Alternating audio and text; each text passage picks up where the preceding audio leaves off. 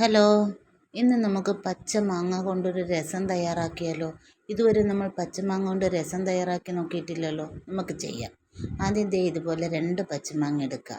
ഇത് അധികം പുളിയില്ലാത്ത മാങ്ങയാണ്. പുളി ഉള്ളതാണെങ്കിൽ ഒരെണ്ണം എടുത്താൽ മതി. എൻ്റെ കയ്പില്ലാത്ത പുറന്തൊലിയാണെങ്കിൽ കളയേണ്ട കാര്യമില്ല. അതുകൊണ്ട് ഞാൻ പുറന്തൊലിയോടെയാണ് എന്നിട്ട് ആ മൂട് കട്ട് ചെയ്തിട്ട് കുക്കറിലേക്ക് ഇട്ടിട്ട് ഒരു 2 ഗ്ലാസ് വെള്ളവും ഒഴിച്ച് കുറച്ച് ഉപ്പും കൂടെ ഒഴിച്ചിട്ട് അത് വേവിക്കാനായിട്ട് വെച്ചു.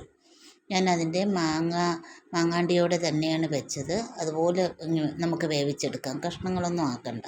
അങ്ങനെയാകുമ്പോൾ നല്ല സത്തായിട്ട് വെന്ത് കിട്ടും, അതിൻ്റെ എല്ലാ ടേസ്റ്റോടു കൂടി. അതിനാണ് അത് വേവുന്ന സമയത്തേക്ക് നമുക്ക് മിക്സിയുടെ ജാറിലേക്ക് കുറച്ച് വെളുത്തുള്ളിയും കുറച്ച് കുരുമുളകും എരിവിനേക്ക് ആവശ്യമായ 2 പച്ചമുളക് അല്ലെങ്കിൽ അതിൽ കൂടുതലാകാം, 1 സ്പൂൺ ജീരകവും കൂടി ഇട്ടിട്ട് നമുക്ക് ചതച്ചെടുത്ത് വയ്ക്കാം.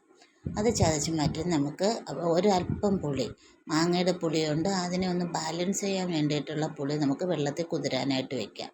അപ്പോഴത്തേക്കും നമ്മുടെ കുക്കറിലെ മാങ്ങ വെന്തിട്ടുണ്ട്. കുക്കറിൻ്റെ എയർ പോയതിന് ശേഷം നമുക്ക് അടപ്പ് തുറന്നിട്ട് ആ മാങ്ങയെ നമുക്കൊരു സ്പൂൺ കൊണ്ട് നന്നായിട്ട് ഞെക്കിയെടുക്കാം. ആ തോട്, അതിൻ്റെ പുറന്തൊലി നന്നായിട്ട് വെന്തിട്ടുണ്ട്.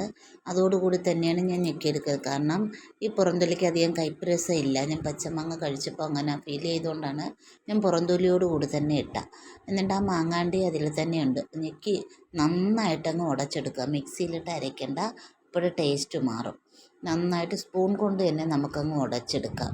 നന്നായിട്ട് ഉടച്ചെടുത്തിട്ട് ആ മാങ്ങേൻ്റെ അതിൽ തന്നെ കിടക്കട്ടെ. അങ്ങനെ ഉടച്ചു വന്നപ്പോൾ ഒരു മാങ്ങ ഇളം മാങ്ങയായിരുന്നു എന്ന് തോന്നി. കാരണം അതിൻ്റെ മാങ്ങാണ്ടി സെപ്പറേറ്റഡായി വേറിട്ട് വന്നു. അതിൽ മാറി വന്നു. അതിനി അതിലിട്ടേക്കേണ്ട കാര്യമില്ല. അതിട്ടിരുന്നാൽ എന്താണ്ട് ഇതുപോലെ മാങ്ങാണ്ടി സെപ്പറേറ്റ് വന്നു. അത് ഞാനെടുത്ത് മാറ്റി. അതിന് ഒരു ചവർപ്പ് രസം ഉള്ളതല്ലേ, അതുകൊണ്ടങ്ങ് മാറ്റിയിട്ട് വീണ്ടും അതിനെ നന്നായിട്ട് ഉടച്ചെടുത്ത് വയ്ക്കും.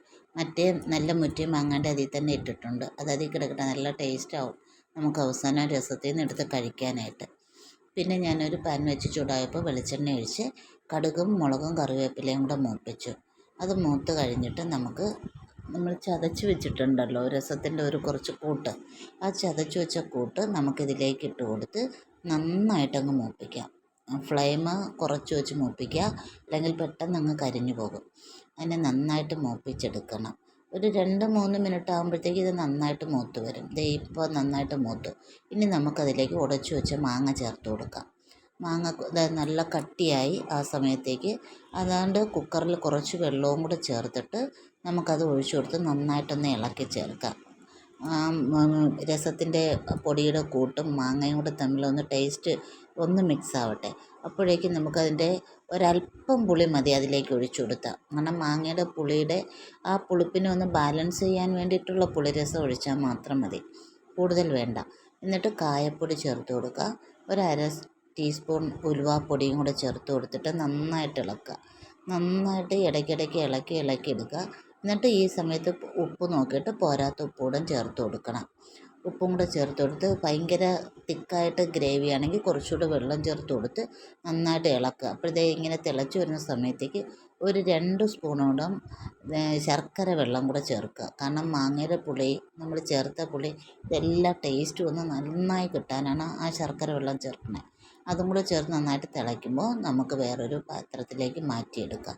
അപ്പോഴേക്കും ഇത് ആ പച്ച മാങ്ങ കൊണ്ടുണ്ടാക്കിയ രസം എന്ത് ടേസ്റ്റിൽ റെഡിയാവുമെന്നറിയാമോ? ചോറും ഈ പച്ചമാങ്ങ രസവും ഒരല്പം കാന്താരി ചമ്മന്തി, ഞാനിന്ന് പിന്നെ വേറൊന്നും തയ്യാറാക്കില്ല, ഒരു ബീറ്റ്റൂട്ട് എടുത്ത് തോരനും കൂടെ ചെയ്തോളൂ. സത്യം പറഞ്ഞാൽ വേറെ കറിയുടെ ആവശ്യമുള്ള രസവും അച്ചാറും മാത്രം മതി. കാന്താരി കിടന്നതുകൊണ്ട് ഞാൻ ചമ്മന്തിയും കൂടെ ഉണ്ടാക്കിയെന്നേ ഉള്ളൂ. ഇങ്ങനെ പച്ചമാങ്ങ വെച്ച് നിങ്ങളൊന്ന് രസം തയ്യാറാക്കി നോക്കൂ. വീഡിയോ ഇഷ്ടമായെങ്കിൽ ലൈക്ക് ചെയ്യണേ, സബ്സ്ക്രൈബ് ചെയ്യാൻ മറക്കരുതേ. ഒന്ന് ട്രൈ ചെയ്ത് നോക്കണേ.